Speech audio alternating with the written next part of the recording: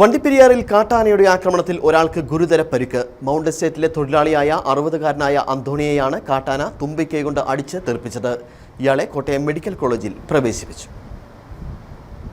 Vandiperiyar mount എസ്റ്റേറ്റിൽ ജോലി ചെയ്തുകൊണ്ടിരുന്ന തൊഴിലാളിയെയാണ് കാട്ടാന ആക്രമിച്ചത്. ഇന്ന് രാവിലെ 11 മണിയോടുകൂടി മൗണ്ട് എസ്റ്റേറ്റിൽ കാപ്പിത്തോട്ടത്തിൽ കള പറിച്ചുകൊണ്ടിരുന്ന അന്തോണി വീട്ടിൽ നിന്നും കൊണ്ടുവന്നിരുന്ന ചായ കുടിക്കുന്നതിന് വേണ്ടി റോഡരികിലേക്ക് ഇറങ്ങുകയും ഈ സമയം വനത്തിലേക്ക് തിരികെ പോവുകയായിരുന്ന കാട്ടാന അന്തോണിയെ ആക്രമിക്കുകയായിരുന്നു.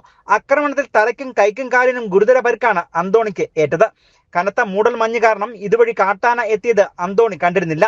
തുടർന്ന് കൂടെയുള്ള തൊഴിലാളികൾ അന്തോണിയെ വണ്ടിപ്പെരിയാർ പ്രാഥമിക ആശുപത്രിയിൽ എത്തിച്ച് ചികിത്സ നൽകിയ ശേഷം വിദഗ്ധ ചികിത്സയ്ക്ക് വേണ്ടി കോട്ടയം മെഡിക്കൽ കോളേജ് ആശുപത്രിയിലേക്ക് മാറ്റുകയും ചെയ്തു. കഴിഞ്ഞ ഒരാഴ്ചയ്ക്ക് മുകളിലായി വണ്ടിപ്പെരിയാർ മൗണ്ട് സത്രം പ്രദേശത്ത് എസ്റ്റേറ്റ് സ്വകാര്യ ഉടമസ്ഥതയിലുള്ള തോട്ടങ്ങളിൽ ഉൾപ്പെടെ കൃഷികൾ നശിപ്പിക്കുന്ന കാട്ടാനക്കൂട്ടം സ്ഥിരമായി മേഖലയിൽ എത്തുന്നു. ഇത് സംബന്ധിച്ച് ഫോറസ്റ്റ് ഡിപ്പാർട്ട്മെന്റിൽ അറിയിച്ചിട്ടും യാതൊരു നടപടിയും ഉണ്ടായിട്ടില്ല. കുട്ടിയാന ഉൾപ്പെടെയുള്ള കാട്ടാനക്കൂട്ടം ആയതുകൊണ്ട് തന്നെ മുന്നേ വരികയായിരുന്ന കാട്ടാന അന്തോണിയെ തുമ്പിക്കൈ കൊണ്ട് തട്ടിത്തെറിപ്പിച്ചു. ഒറ്റയാൻ ആയിരുന്നെങ്കിൽ അന്തോണിയുടെ ജീവൻ തന്നെ തൽക്ഷണം നഷ്ടമായേനെ.